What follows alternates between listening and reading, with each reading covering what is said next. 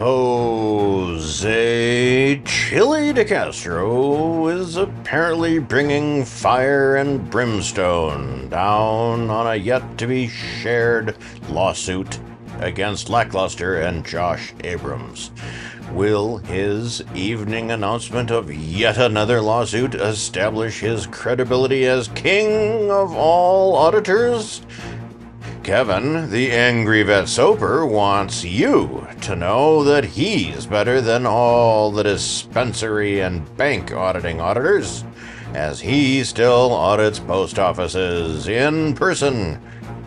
He's less lame than them because reasons?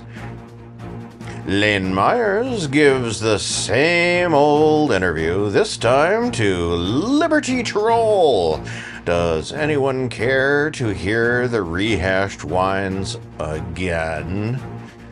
Plus, Craig Hendry's livestream date with partner Erika Brown delayed due to internet outage?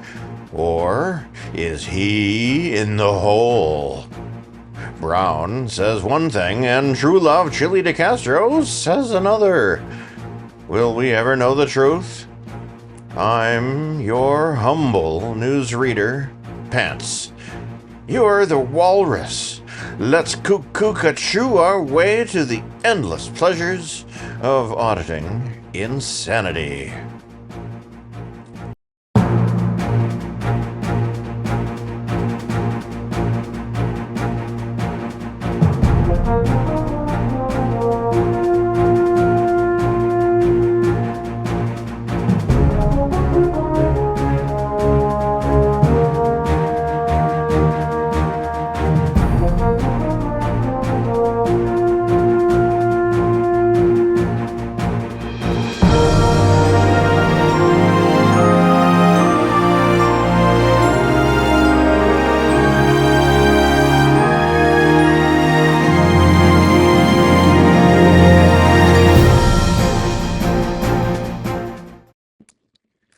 An important transformation continued on Saturday as Jose Chille DeCastro continued his creative decline as he took on more aspects lifted from Clash with Bow and Lackluster's productions, heavily restreaming content from other commentary channels while providing feedback over the original commentary.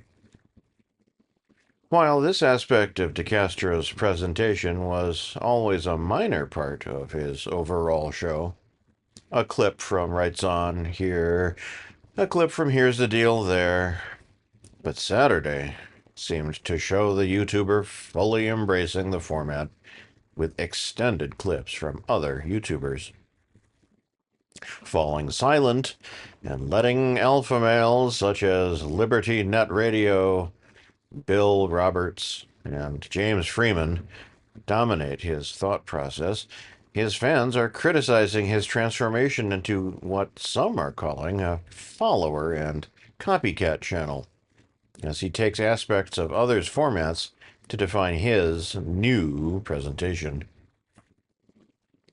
A few weeks back, DeCastro embraced YouTube's vertical format and ditched the costly StreamYard software in favor of the popular self-hosted OBS streaming software, ditching most aspects of his traditional widescreen format in favor of the higher algorithm placement and shorts-style viewership numbers. Viewership of his now daily shows has increased exponentially, as there are times when he peaks at over 2,000 live viewers for moments, before they come crashing down, with his new average coming in at between 600 and 900 live viewers, who stick around for more than a minute or two at a time. The viewership figures have come at the expense of his previous style, and problems with stuttering and freezing as his ancient iPhone and MacBook struggle to keep up with the demands of streaming without help from the old StreamYard service. A hilarious addition to his daily shows comes when he needs to phone a friend when he has problems with the OBS software, or his internet provider when he's reached a data cap from streaming for hours at a time. The calls all played live on air with his dog barking in the background, showcasing his lack of professionalism while his viewers grow accustomed to the new Chille DeCastro show. In redefining himself, he seemed to lose the aspects of his show that people really enjoyed. His new green-screened overlay of himself in a floating window at the bottom of the screen, which he constantly and jarringly moves around for no real purpose, mimics the worst aspects of Christopher Direct D. Ruff and Clash with Bows productions. He is an ever-present figure, with the viewer's eyes focused on his often dead or unintentionally inappropriate expressions as he leers and jitters at parts of the videos he features that really excite him. The videos themselves still retain their widescreen format as he presents them. This causes a significant problem as the vertical format cuts off at least half of the videos and focuses on the dead center of that video. While DeCastro can see the full video as he plays it, more often than not, he has to awkwardly move the window around in order to showcase things he feels are important to the viewer to notice. This creates a jarring experience for the viewer as his big talking head becomes frustrated as he misses whatever he's trying to get the YouTuber to focus on. He becomes angry and often lashes out, as he's simply not good at providing a one-man video production. Add his new reliance on talking over videos that already have commentary on them, and he's become a poor man's version of Lackluster's channel. Lacking what made his previous shows tolerable to downgrade his visual production in favor of the cheap, pop-fleeting YouTube Shorts viewers. Also downgraded by the move to OBS is his ability to stream to other platforms. DeCastro's previous strengths included his ability to stream to multiple platforms and reach a diverse audience. His current format is perfect for vertical streaming services such as TikTok and has the usual format to attract viewers on Kick, Twitch, or even Twitter.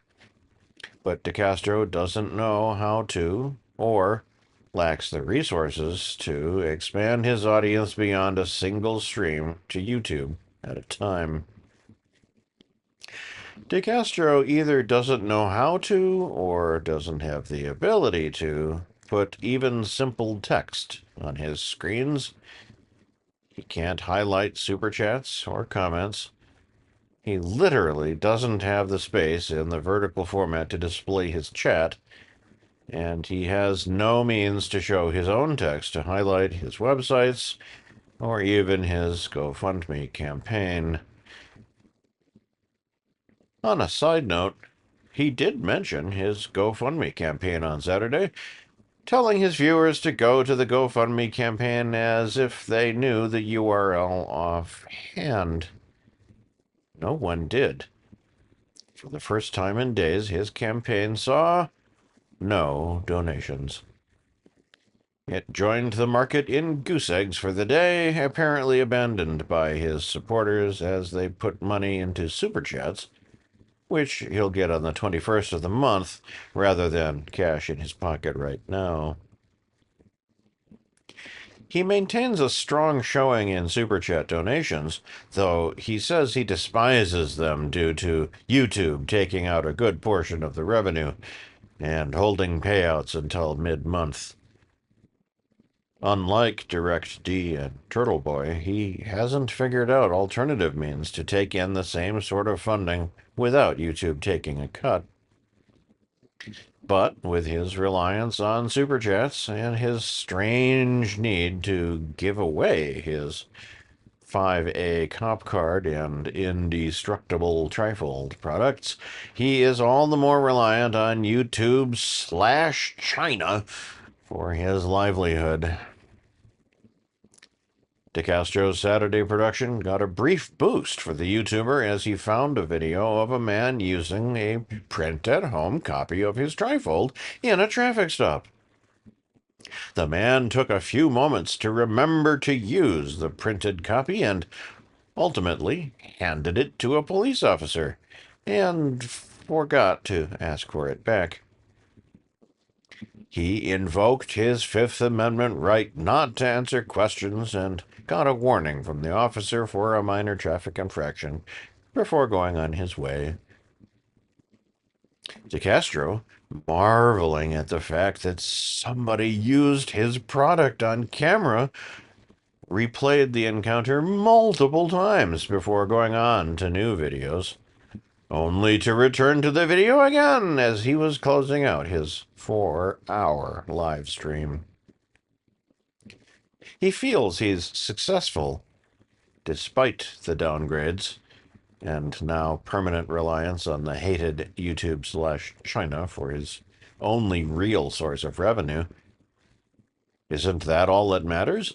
DeCastro provided no updates on Saturday to the meeting he supposedly had about the $150,000 in financing he needs to produce his Constitution headquarters board game. Though he did announce that he was putting all his Constitution headquarters content on his DLZ Clips channel, as his Constitution headquarters channel is suffering from a lack of subscribers. The new page for the game, featuring the dramatic $89.99 pricing with $22 shipping, remains in place. Counter is stuck on 9999 out of 9999 for all the world to see. No trifold sales were made during the live stream, though he pledged to give away 10. He didn't indicate 10 sales to support those giveaways. But he had super chats and membership giveaways, so in just 3 weeks he can make rent and continue the ongoing adventures of Chille DeCastro. That's something, isn't it? DeCastro says he'll be live on his DLZ Clips channel on Sunday for another installment of his Constitution headquarters board game lecture series.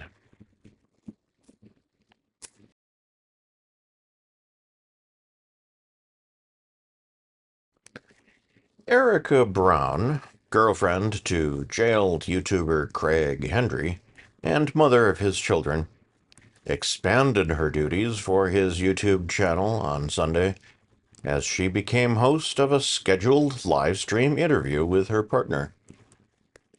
Brown started the broadcast noting that she had scheduled time with her partner via video call. She expressed concerns that she did not hear from Hendry in a few days and thought he may have been placed in segregation by jail officials. She would ultimately be stood up by her partner as she called over to the facility and was told that the facility's internet was down and all visitations were canceled until further notice. Brown promised a rescheduled interview at a later date. Hendry is currently incarcerated in the Vermilion County, Indiana jail after being convicted of felony stalking and misdemeanor harassment charges last year. Brown expressed her belief that Hendry was innocent of the charges despite serving time after his conviction. Brown's and Hendry's multiple crowdsourcing efforts have been unsuccessful in raising the $12,000 cash bond needed to assure Hendry's freedom from charges in Sullivan County, Indiana. Hendry will go directly to the Sullivan County Jail once he is released later this month from Vermilion County. The pair had turned to superstar YouTuber Jose Chille DeCastro to help raise money for their cause. DeCastro would eventually raise $280 for the pair from his own campaign for the couple, after dragging his feet for a time about creating it, only to abandon the campaign post-launch in order to focus on his own fundraising efforts. While DeCastro had promised that Brown would be made the beneficiary of the funds from that campaign, as of Sunday afternoon, Brown was not listed as such. Brown will be unable to access the funds that DeCastro has raised for the pair until the change is made. DeCastro's complete lack of effort to support any of Hendry's crowdsourcing campaigns comes as he strangely promotes his effort to put money on Hendry's jail account each week. The YouTuber often expresses his support for Hendry and praises his fans for donating a large amount towards the goal of funding Hendry's commissary account, inexplicably ignoring Hendry's ongoing cries for freedom in the process, as he refuses to mention Hendry's ongoing crowdsourcing campaigns. Hendry received further bad news last month with the developments in his federal civil rights lawsuit against Lake County, Indiana. The lawsuit spawned from a 2022 incident where Hendry and longtime associate Tyler Pierce were attempting to film outside of the Lake County Sheriff's Department. The pair was arrested after a confrontation with Deputy Joseph Krause and are suing Krause and the sheriff Oscar Martinez for false arrest and imprisonment in federal court. The pair are seeking punitive and compensatory damages in the lawsuit. Attorneys for the Gladish Law Group, which represent both men, have recently filed paperwork asking to be released from representing Hendry in the lawsuit. Attorneys David S. Gladish and Mark J. Shockey have both indicated that they no longer wish to represent Hendry due to an ongoing communication breakdown. Hendry's most recent filing for pro se status was rejected by the court, as the court has yet to grant his attorneys permission to withdraw from the lawsuit. A hearing to discuss the requests is now scheduled for later this month.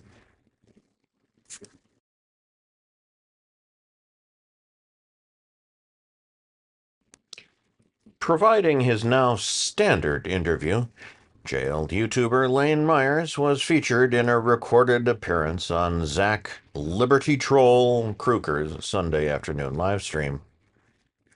Kruger started the video by explaining that Myers was concerned with increased scrutiny by the guards at the Pima County Adult Correctional Facility about his appearances on various YouTube channels being directly live-streamed.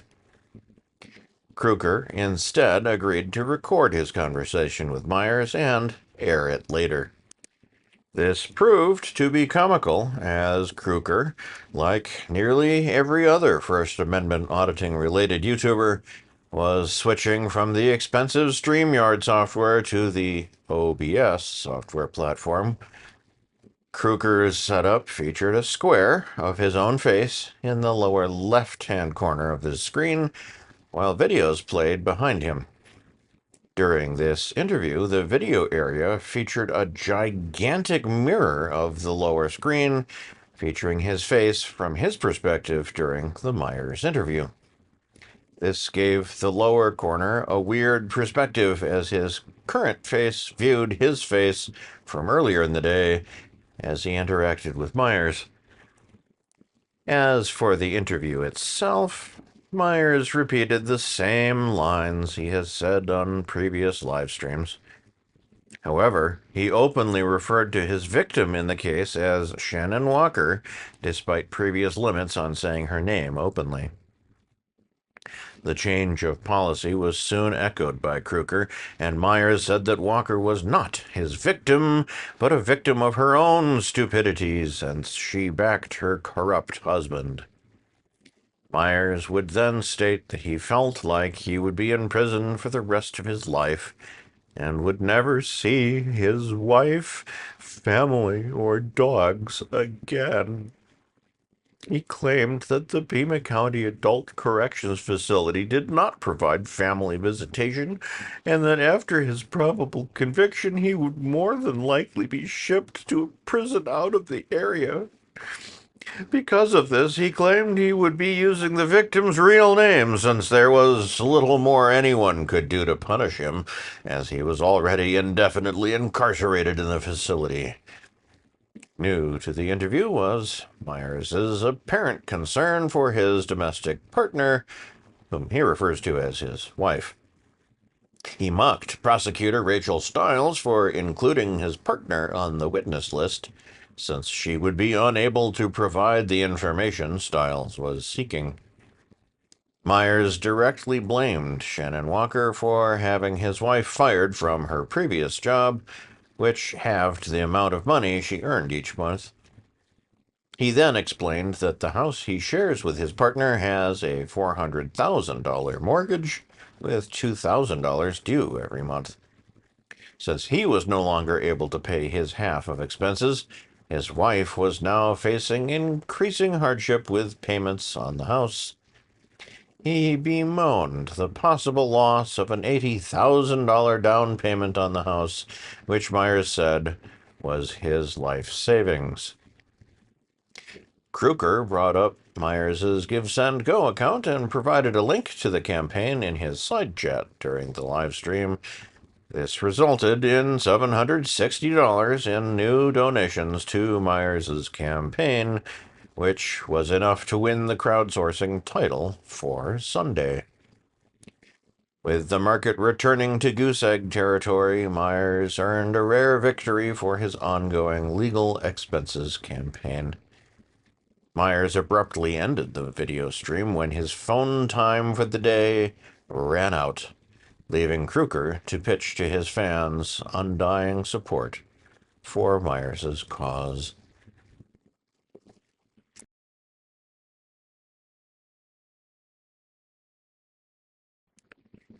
Kevin, the angry vet Soper's Monday live stream seemed to be billed as starting with a dramatic moment because the description indicated that police had been called when he went live from an undetermined location and that he was possibly in danger. As the stream actually started, no such real drama had happened, at least on camera. It was eventually revealed that he was in the parking lot outside of a post office in Lawrence, Kansas, talking with a pair of police officers. With the camera displaying his own unkempt beard and face, Soper briefly interacted with a male voice, asking for name and badge number, before a female voice joined the male. A story could be heard that another female was upset and had reported suspicious activity. Soper would eventually turn the camera around to show the female voice, now seen as a female police officer, then requested the badge number and name of the male police officer who had left the scene. After the female officer left, Soper pointed to the vehicle driven by the male officer and said that the man was a tyrant, despite what seemed like a benign encounter at the start of the live stream. Soper went on to describe a situation where he was attempting to audit a post office, and a female patron became outraged at his behavior and called the police. When the police arrived, they affirmed his right to film and resolved the situation. After the police were out of sight, Soper re-entered the post office and began to record again. He attempted to purchase a large shipping box and was denied service by a postal employee who refused to be on camera. He briefly traded negative words with a male patron, following the man towards the front of the shop to get the man's information before changing his mind and returning to purchase his box from the remaining clerk on duty. That clerk handled the interaction professionally, but rebuffed Soper's attempt at charm when he said that she should be the postmaster of the building. She said that she wouldn't want that job and reminded Soper that all employees wore name tags when he demanded the other clerk's name. Soper left the building without further incident, then wandered around the parking lot complaining that it wasn't a lot of shade because trees don't grow very high in Kansas. He eventually made it back to his vehicle, huffing and puffing from the 88-degree heat, and began to drive around the shopping center's extended parking lot. As he passed a bank, he mockingly said, "Oh, look, it's a bank. Let's stop and audit it," before making a similar comment about a dispensary. Soper had been increasingly at odds with auditors like Basil BZ Watchdog Zangari, who have moved from traditional auditing tropes, such as post office audits, to focus on standing outside of banks and dispensaries in order to provoke interaction with employees and authorities from the sidewalk. The veteran and YouTuber mocking his compatriots for their new focus and pre-planned videos involving no real risk involved in the audit. Making brief mention of the ongoing campaign to cut his hair for a donation to the Locks of Love charity, Soper did not mention details of the campaign. That campaign, involving the charity that provides wigs for children in need, has been based on donations to Soper's The Servicemen and Citizens for American Rights Society, or SCARS, GoFundMe campaign. That campaign last saw a donation in January 2025 and has yet to get support from the public with donations to the ongoing campaign. That campaign is seeking over $10,000 in cash donations, with the ultimate goal of Soper cutting his hair to provide a donation to the children's charity. Soper ended the video reminding himself that he can't afford to be arrested in the area, as he has a few more days before I can think about that.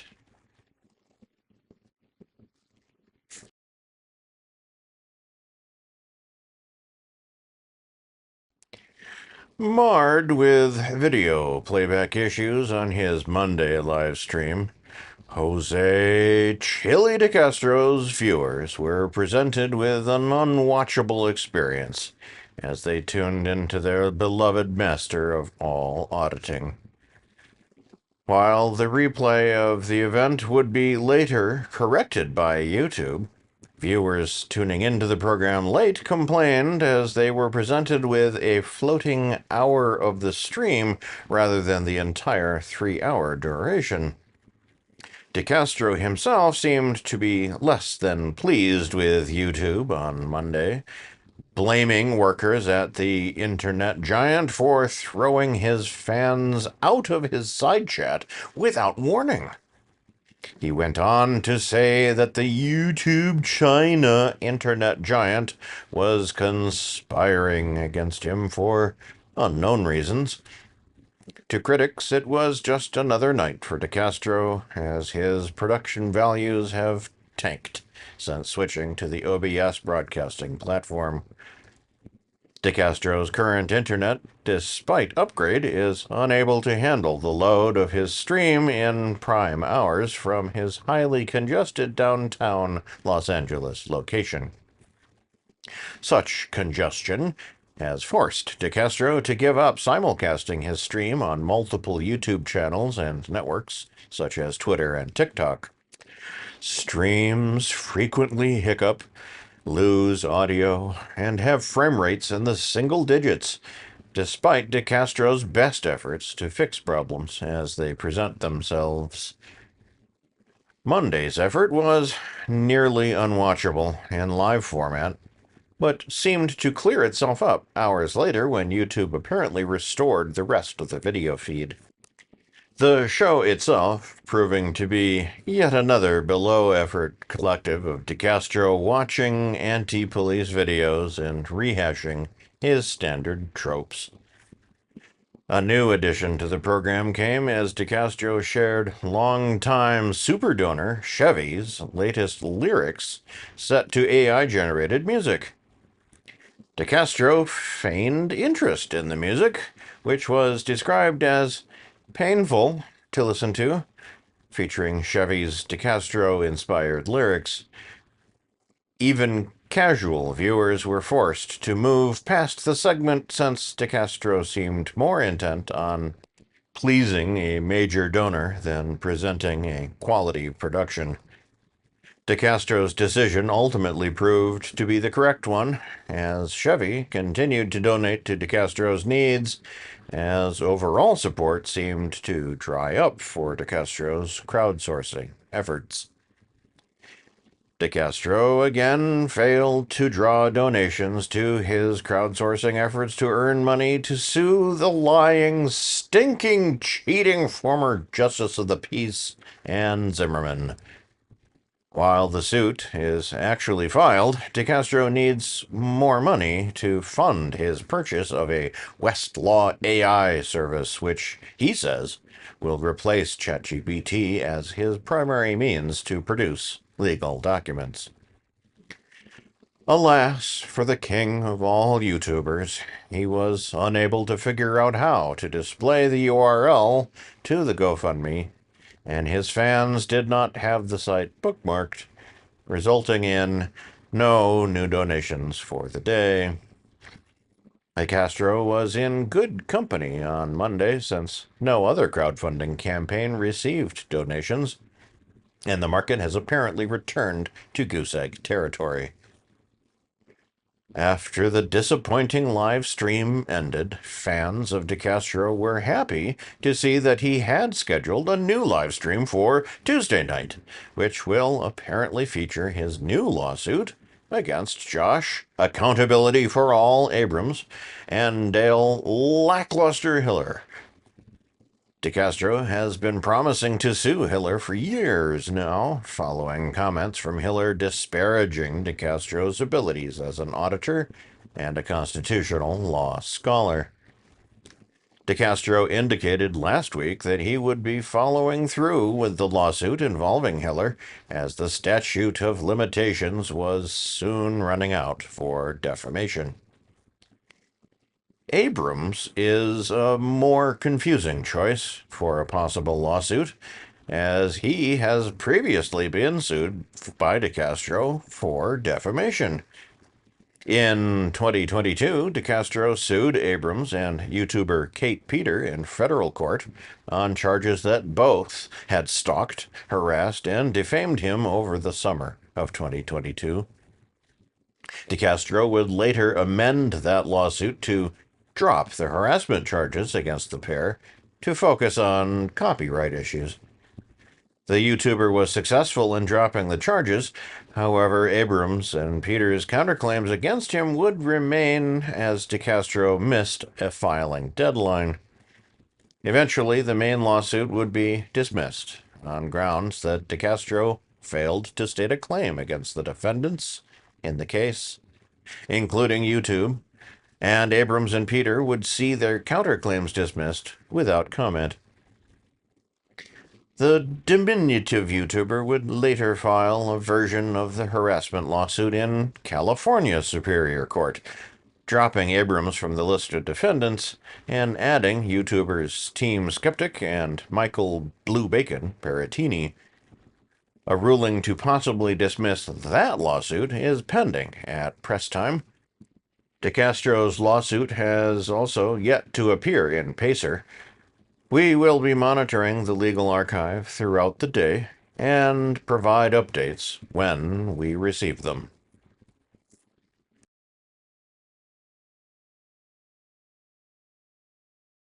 We need your help. Both ReallyCoolSite.org's daily newspaper and our daily newscasts are funded by your continuing donations and what we make from our YouTube AdSense revenue each month. If you'd like to contribute to help us keep the lights on, eating, feeding the cats, defending ourselves from lawsuit threats, and writing news stories to feature on both the newspaper and newscast each day, you can do so via a donation to our PayPal, Cash App, or GoFundMe accounts. If you can't afford to contribute, please watch our videos from beginning to end, like, share, subscribe, and comment. You can help by doing next to nothing, and we thank you in advance for pitching in.